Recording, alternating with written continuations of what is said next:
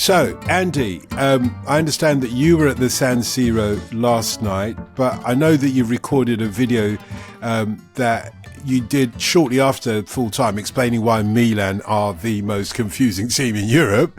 Head to On the Continent on YouTube to watch that. Inter, however, Andy, very different, but they are struggling a bit against the really good sides. Why is that?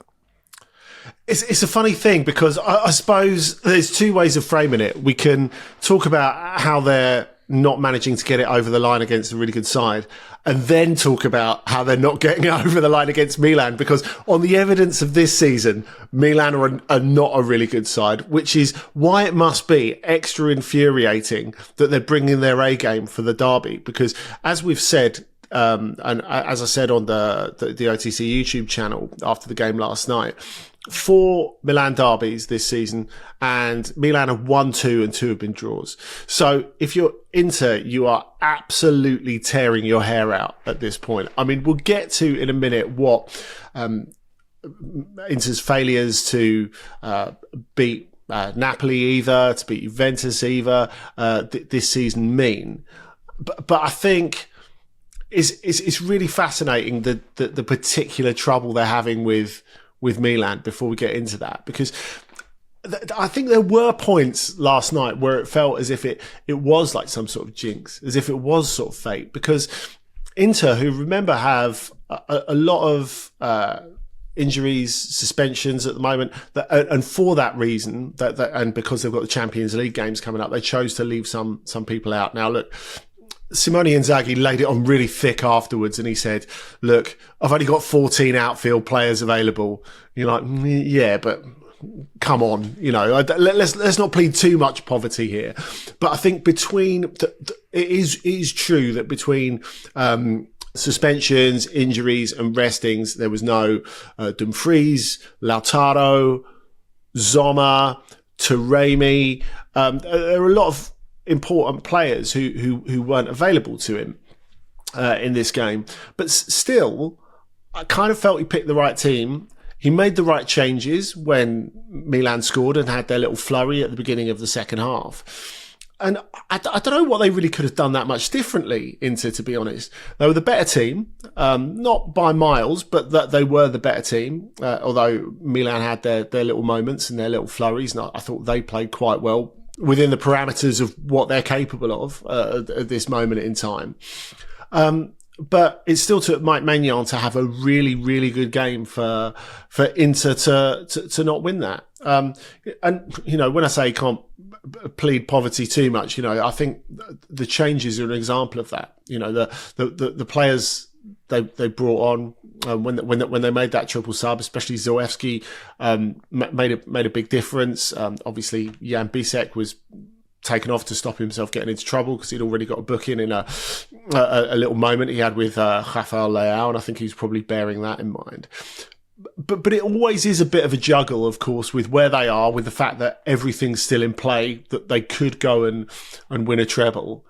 But I do feel that this game and how it turned out maybe created even a little bit more doubt in their minds. Yeah, although it was only the first leg, Lars, of this Coppa Italia semi-final. 1-1, it's not a bad result, is it? And yet what Andy is saying suggests it does seem as if Inter have got a particular problem that may come back to bite them later on in the Champions League. But do you buy the coach's, Inzaghi's argument that, look, he hasn't got much to choose from? Andy didn't seem to have much sympathy for that. Well, it's true that he had fewer players to choose from than he might like, but he can still bring on 4, pretty seasoned, experienced, high-level players off the bench. It's not a complete disaster.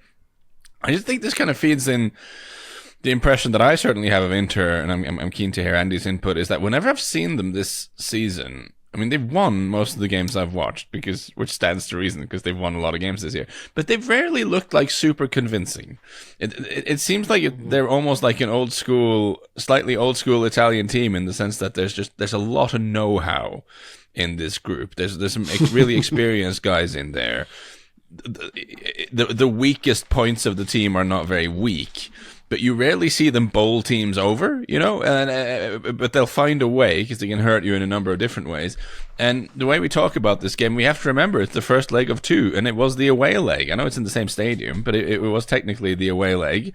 And getting out of there with a 1-1 draw is kind of fine. And I don't think you should necessarily, I'd be pretty confident in them scraping by in the return leg, really.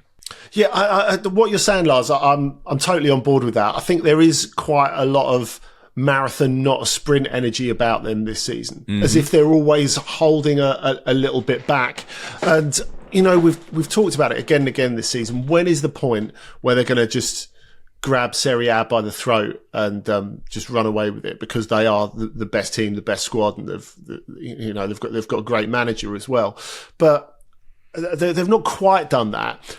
I feel they would have done that in a world where you don't have Antonio Conte's Napoli, who are just annoying, who just won't go away, and of course who don't have European football. So that, I think, makes things a little bit more complicated for Inter. But I think after what happened to them last season, they won Serie A by a mile, they were fantastic, and yet they shot themselves in the foot really in the Champions League against Atletico. They don't want that to happen again, and it feels as if they're pacing themselves really quite deliberately to avoid that. Now, you talked about the weak points in the team. Let's talk about the strong points in the team, because I think the strong points in the team really lean into them being able to do that.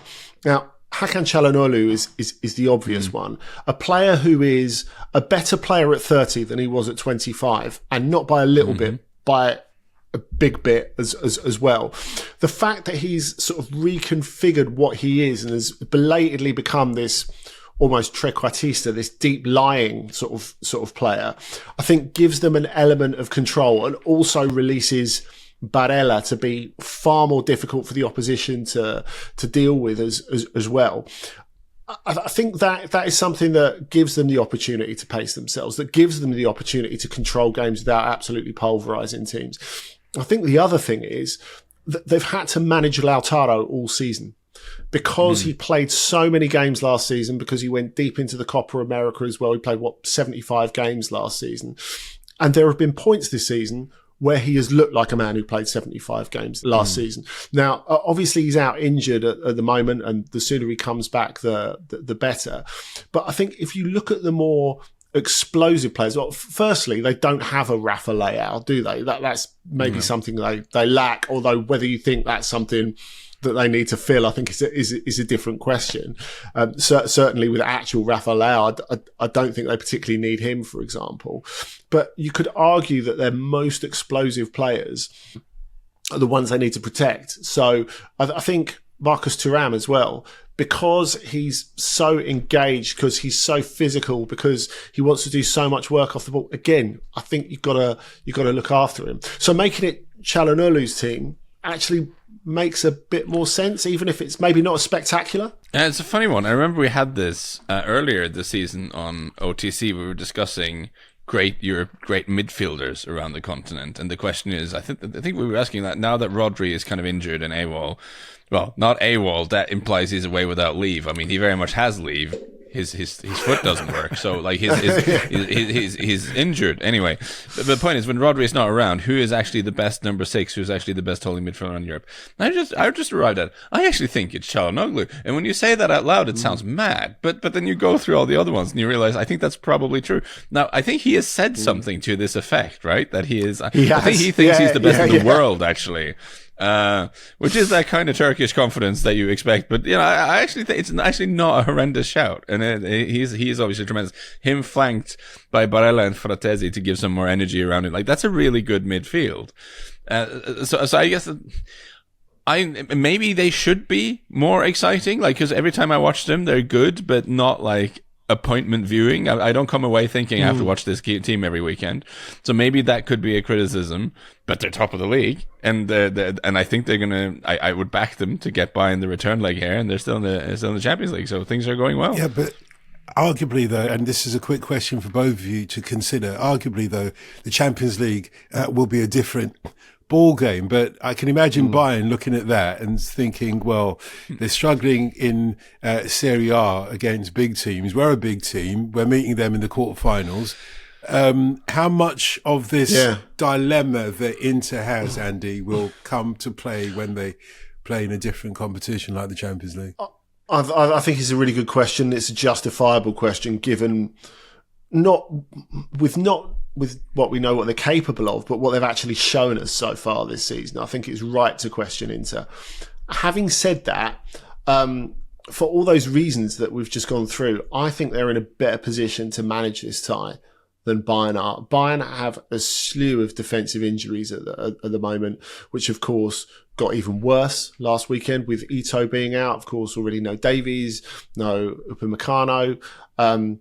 I think Bayern can be got at, and I think this could be Inter's moment to really make some proper inroads into the Champions League. Yeah, no, 100%. I think you say Bayern might look at Inter's big game record and think it's a weakness.